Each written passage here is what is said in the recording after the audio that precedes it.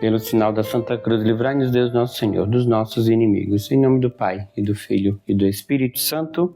Amém. Vamos à nossa leitura do dia. Ide a José. Nós abrimos com uma frase do venerável Papa Pio XII. Se quereis estar próximos de Cristo, dizemos outra vez, ide a São José. Qual é a união mais íntima que você pode ter com Jesus nessa vida? A resposta é fácil: o recebimento de Jesus na Sagrada Comunhão. Não é possível nesta vida ter com Jesus intimidade maior do que aquela obtida quando se recebe a Eucaristia na Santa Missa. O Santo Sacramento é o corpo, o sangue, a alma e a divindade de Jesus Cristo. Você sabia que sem a paternidade terrena de São José não seria possível receber hoje em dia o pão da vida? A São José foi confiado o papel de manter e proteger o pão sagrado para você. Explico. É provável que você conheça a passagem do Gênesis sobre os filhos de Israel, que venderam um de seus irmãos como escravo. O irmão vendido como escravo se chamava José. Ele acabou levado pelos senhores até o Egito, muito longe de toda a sua família. O que lhe fizeram foi horrível e vergonhoso, mas Deus tinha um plano para ele. Inacreditavelmente, o faraó, rei do Egito, recebeu José em sua família, de modo que ele passou a ser considerado filho do faraó. José foi investido de grande autoridade. O faraó o encarregou de todos os celeiros do Egito.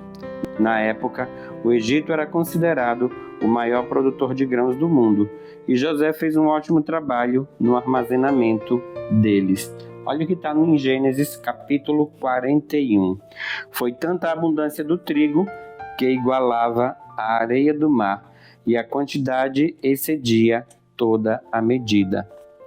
Embora os irmãos de José o tivessem vendido como escravo, Deus tinha planos maravilhosos para ele. Depois que José havia armazenado uma quantidade imensurável de grãos, surgiu uma severa fome no Egito e nos territórios circunvizinhos.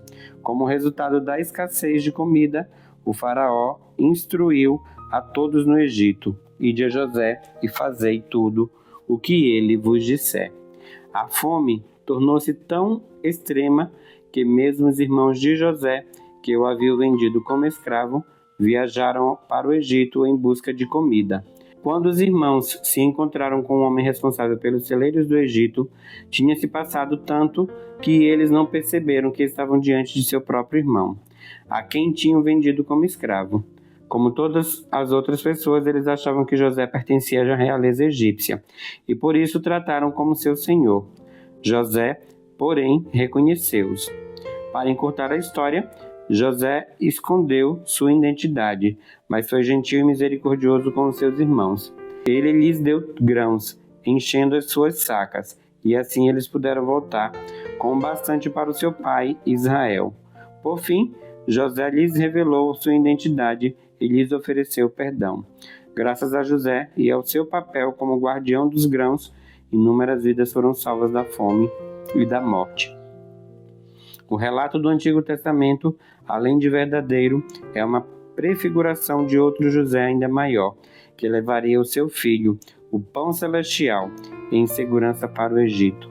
São José preservou um alimento capaz de salvar o mundo inteiro. São José, nosso pai espiritual, é muito maior que o José do Antigo Testamento. Nosso José foi o guardião do pão celestial. Seu desejo no céu é que todos os seus filhos comam o pão da vida eterna. Olha o que nos diz São Lourenço de Brindisi. O primeiro José do Antigo Testamento era santo, justo, piedoso e casto, mas esse José o supera em santidade e perfeição, como o sol supera a lua. São Lourenço de Brindisi.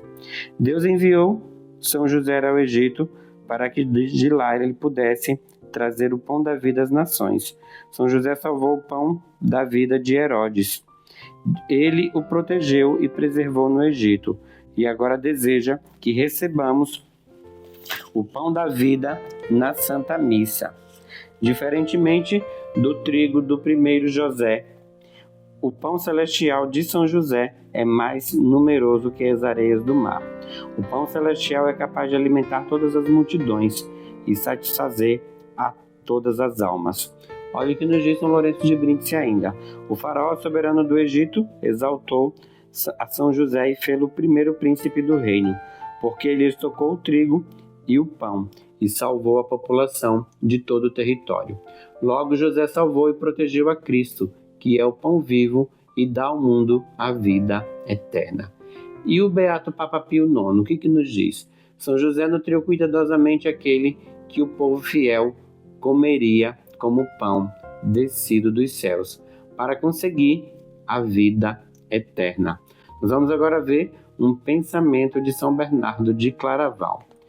Se quereis ter uma ideia da grandeza de São José, considerai que por um privilégio divino ele mereceu o título de pai de Jesus. Refleti ainda sobre o fato de que o seu próprio nome, José, significa um aumento. Tendo em mente que o grande patriarca José, vendido como escravo pelos seus irmãos no Egito, percebi que o nosso santo herdou não apenas seu nome, mas também seu poder, sua inocência e sua santidade. Porque guardou o trigo, não para si mesmo, mas antes para o povo em tempos de necessidade.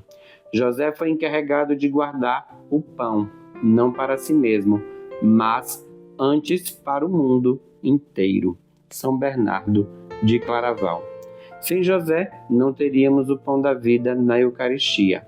Maria amassou o pão em seu ventre santo. São José amorosamente o preservou no Egito. Ele continua a guardar o pão da vida em cada tabernáculo pelo mundo. São José tornou possível que todos os seus filhos recebessem o pão da vida eterna. Uma frase do venerável Fulton Sheen. São José continua encarregado de guardar o pão da vida. O mundo sofre hoje de uma fome moral e espiritual. Almas têm morrido por falta de alimento espiritual. Corações despedaçados, casamentos arruinados, vidas destruídas, crianças assassinadas no ventre materno. A verdade e o senso comum em completa escassez. A penúria espiritual e moral de hoje assola todas as nações, devastando a humanidade. Não há um só país que ela não tenha afetado. O que fazer? A quem recorrer em busca de alimento para as nossas almas? Olha o que nos diz lá no livro de Gênesis, capítulo 41, versículo 55. Ide a José e fazei o que ele vos disser. Nós encerramos por aqui a nossa leitura de hoje, não é? Amanhã nós entraremos no 11º dia. Este é o 10º dia, graças a Deus. Permaneça fiel, não tenha medo e já vá aí se preparando para você realizar a sua confissão, para que a sua consagração possa surtir frutos e efeitos na sua vida espiritual. Em nome do Pai, e do Filho, e do Espírito Santo.